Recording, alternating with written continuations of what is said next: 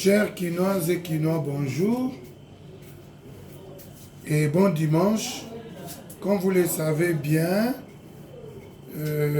c'est votre coordonnateur Kishasa Bopeto.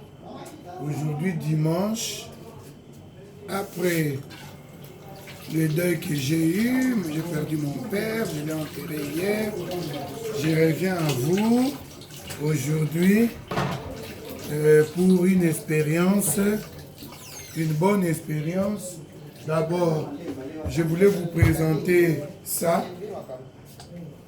Pour tous ceux qui ne connaissent pas, c'est cette feuille, c'est le Kassa Congo. On va faire le Maroc. Kassa Congo, c'est un emballage naturel. Un emballage naturel et biodégradable. Nos ancêtres utilisaient cette feuille qui donne même du goût aux aliments qui sont emballés parce que ça produit aussi un parfum. Le Kassa Congo, regardez comment c'est souple. Alors aujourd'hui, je vais prêcher par l'exemple en vous montrant comment on peut préparer du poisson. On appelle ça liboke. En français, on dit papillote. Alors, j'ai du poisson. C'est un peu du tout venant. Je ne connais pas les noms de poissons. Regardez. J'ai du poisson. Et ce poisson-là, je vais le mettre dans notre papillote. Mettre un peu d'oignon, piment vert, piment rouge. Je ferme et on aura un liboke. Maintenant, je souhaite que de plus en plus dans nos marchés, que nos mamans reprennent cet emballage. Parce que nous, quand on grandissait, on pouvait aller vite acheter son makayabu. On vous mettait les makayabu dans cet emballage. Mais c'était des Kassa Congo plus petits pour mettre les makayabu. Pour la Chikwang aussi, c'est toujours le Kassa Congo. Maintenant, comble de problèmes, on commence à emballer même le makayabu qu'on achète sur la rue, on met dans des sachets plastiques. Or, nous, les Kassa Congo, servait même d'assiette. Parce que si vous avez acheté votre likayabu bien emballé dans les Kassa, vous pouvez manger là-dessus. Vous pouvez manger là-dessus. Après, vous jetez.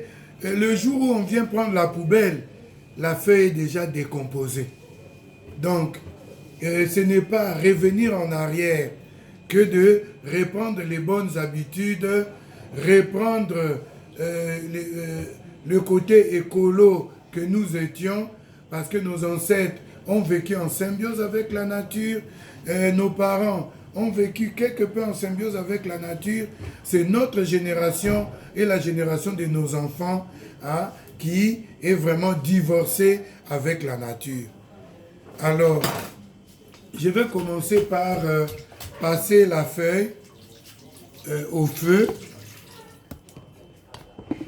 Mon réchaud est là.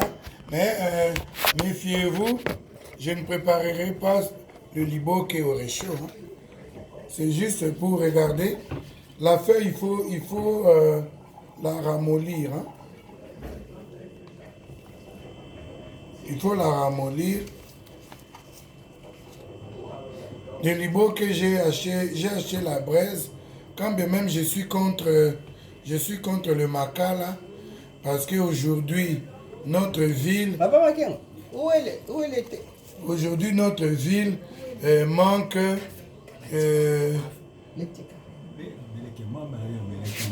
notre ville manque les arbres et tout, parce que nous sommes une ville de plus de 3 millions d'habitants et la plupart de nos compatriotes utilisent la braise pour préparer. Donc imaginez-vous combien d'arbres doivent mourir par jour pour que nous puissions nous préparer à manger. Donc il faut tuer des vies.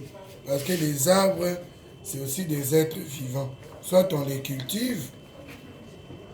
En ce moment-là, si nous avons des arbres cultivés, hein, nos forêts primaires seront sauvegardées.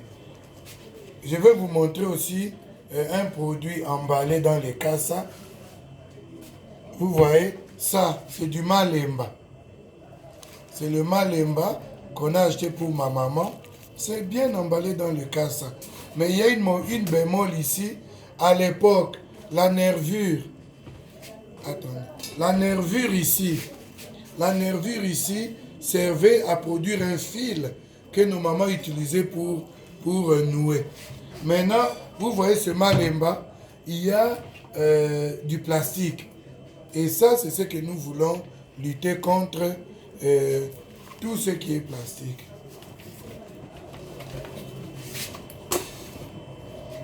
Alors, j'ai fait comme ça tous les cassas. Après, on va passer à la deuxième étape. Ça sera la mise en papillote de mon poisson. Merci.